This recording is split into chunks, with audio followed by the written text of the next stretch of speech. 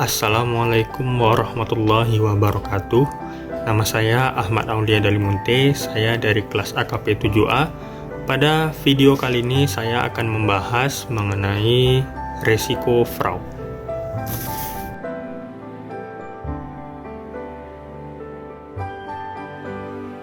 Yang pertama kita akan membahas mengenai definisi dari fraud. Fraud adalah perbuatan dalam arti kejahatan, yakni berbuat sesuatu yang dilarang atau tidak berbuat sesuatu yang diwajibkan, yang dirancang untuk menipu satu atau beberapa orang, yang berakibat si korban menderita kerugian dan atau si pelaku memperoleh keuntungan. Selanjutnya terlihat pada gambar, yaitu fraud tree. Pada fraud tree ini dibagi menjadi 3 jenis kejahatan. Yang pertama yaitu korupsi, yang kedua adalah manipulasi laporan keuangan, yang ketiga adalah penyalahgunaan.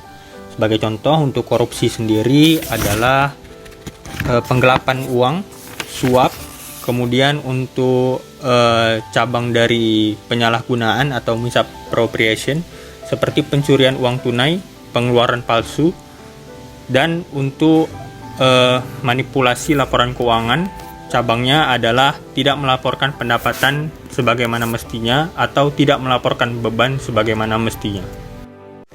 Kemudian ada pembahasan mengenai perbedaan dari fraud, waste, dan abuse.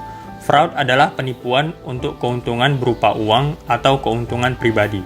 Fraud termasuk memutarbalikkan fakta, membuat keterangan palsu, atau menyembunyikan informasi. Contoh dari fraud adalah penggelapan uang atau manipulasi dari laporan keuangan. Kemudian adalah waste. Waste adalah pengeluaran secara sembarangan, tidak dipikirkan terlebih dahulu, salah urus, atau penghamburan sumber daya yang merugikan. Contoh dari waste sendiri adalah pemberian yang berlebihan kepada pihak yang menerima haknya. Dan kemudian abuse adalah pemakaian yang berlebih-lebihan atau yang tidak tepat guna, atau menggunakan sesuatu dengan cara yang bertentangan secara alami atau melawan hukum untuk tujuan yang dimaksud.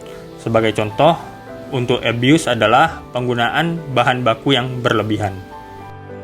Selanjutnya ada penanganan fraud oleh audit internal. Berikut disajikan beberapa prinsip utama untuk secara proaktif mengembangkan lingkungan yang secara efektif menangani risiko fraud.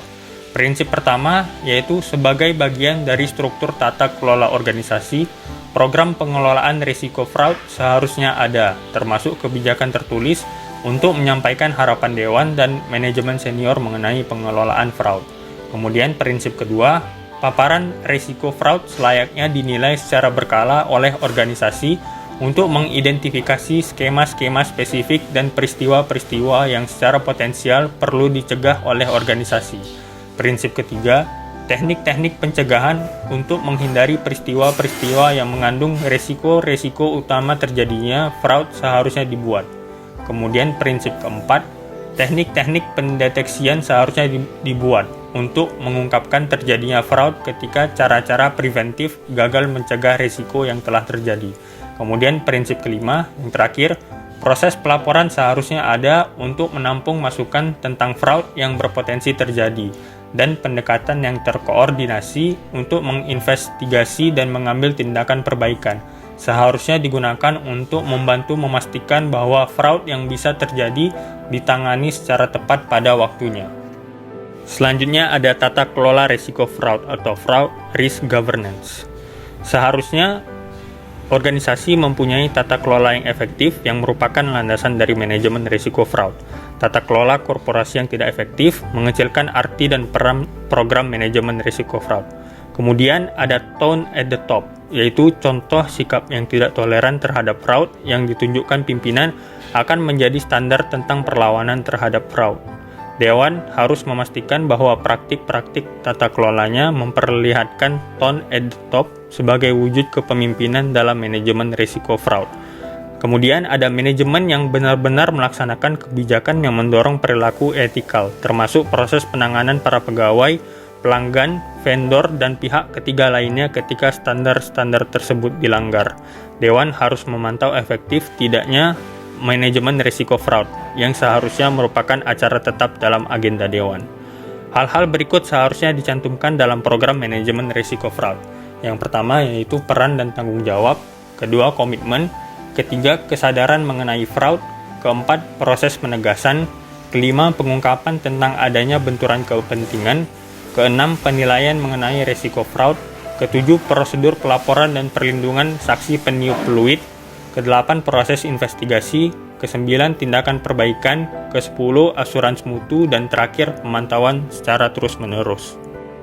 Kemudian ada penilaian risiko fraud atau fraud risk assessment. Penilaian terhadap risiko fraud sekurang-kurangnya meliputi identifikasi risiko, penilaian mengenai kemungkinan terjadi dan seberapa besar dampaknya, serta tanggapan terhadap risiko. Proses identifikasi meliputi penilaian terhadap insentif, pressure, dan opportunities yang ada. Insentif sebagai contoh, seseorang yang mendapat gaji yang lebih rendah daripada seharusnya, sehingga dia terdorong untuk melakukan kegiatan fraud. Kemudian pressure, yaitu tekanan hidup, sebagai contoh seseorang yang terlilit hutang, tentunya dia akan terdorong untuk melakukan kejahatan atau kegiatan fraud. Kemudian ada opportunities, yaitu peluang-peluang yang ada, sebagai contoh seseorang yang menyimpan uang terlalu banyak, tentu ada keinginan untuk mengambil sedikit dari uang tersebut. Kemudian penilaian terhadap apakah kejahatan tersebut berpengaruh terhadap laporan keuangan. Manajemen tentunya harus melihat apakah fraud yang dilakukan oleh beberapa orang tersebut mempunyai dampak yang signifikan terhadap laporan keuangan. Selanjutnya, mencegah dan mendeteksi fraud.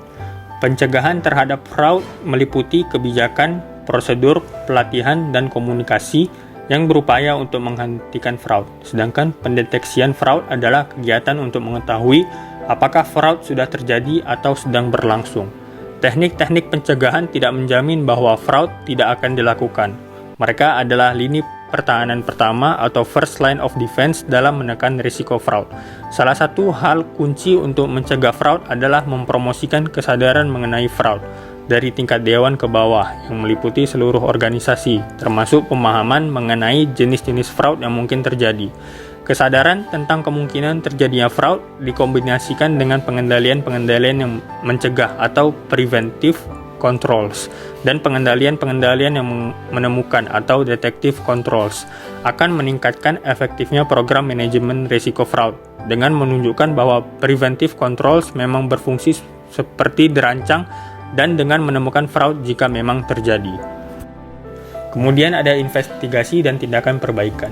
Tidak ada sistem pengendalian internal yang dapat memberikan keputusan mutlak bahwa fraud tidak akan terjadi. Oleh karena itu, Dewan harus secara cepat menangani 1. Penelahaan atas kasus yang terjadi, 2. Investigasi atas fraud yang diduga terjadi, 3. Penyelesaian masalah ketidakpatuhan. Dewan seyogyanya menentukan peran dalam proses investigasi. Organisasi dapat mengurangi kerugian akibat fraud sekaligus mencegah tuntutan dan hancurnya reputasi dengan proses investigasi dan perbaikan.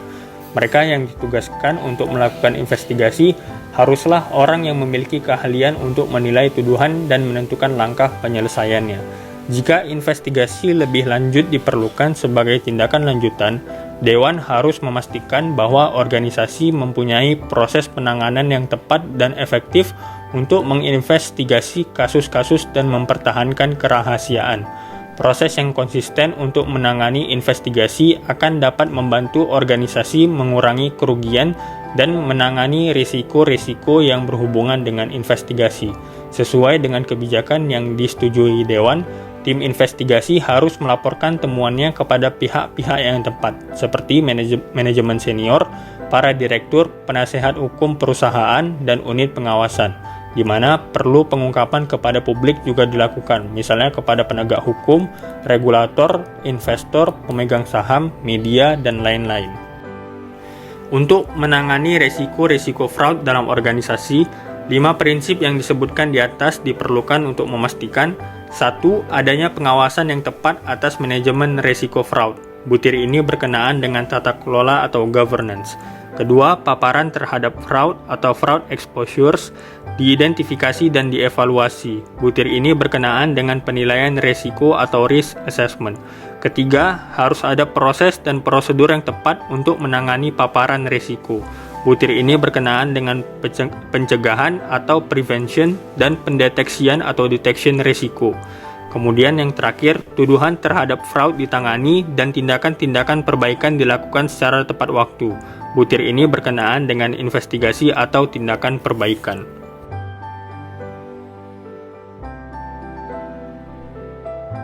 Sekian video presentasi dari saya.